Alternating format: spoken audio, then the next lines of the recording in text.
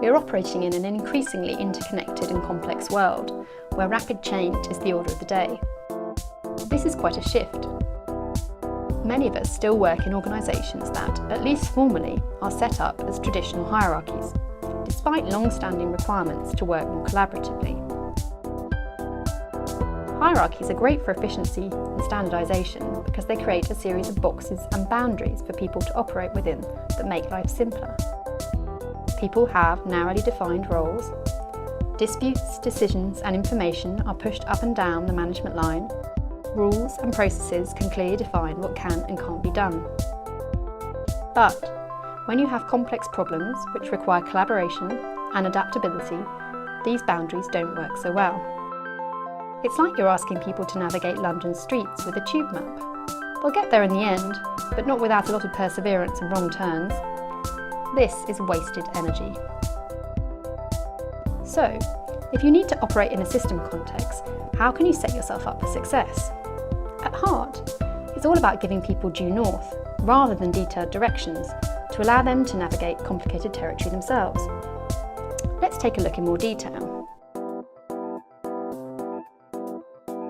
First, it means breaking the mould and seeing the world differently, from a system and service user perspective. People come together around shared purpose here, not organisational or technical boundaries. Day to day, it's about having simple rules that help people to apply their judgment to make good decisions in complex situations. Let's use an example to explore why this is important. Starlings in flocks apply simple rules to their position in relation to 7 immediate neighbours.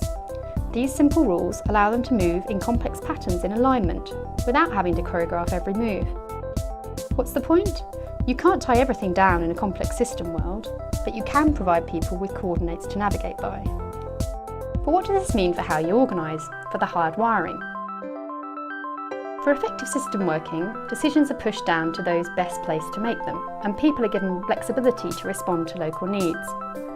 To make this work, a great deal of attention is paid to discussing and agreeing and continually checking in on clear accountabilities, shared understanding of risk, and clear professional standards.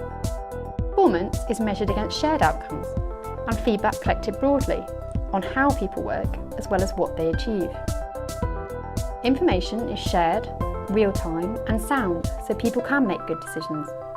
And finally, people are supported to learn continually and across boundaries. What does this mean you need from your people? Trust and relationships are recognised as important currency for getting things done and for overcoming conflict. You can't rely on formal hierarchy in this environment. People are supported to build bonds and relationships with one another. Teams are developed and supported to work well together. Leaders recognise their need to enable rather than control. They are visionaries, seeing the bigger picture. Risk takers, pragmatic about how things are delivered, and challenging about making things better for service users.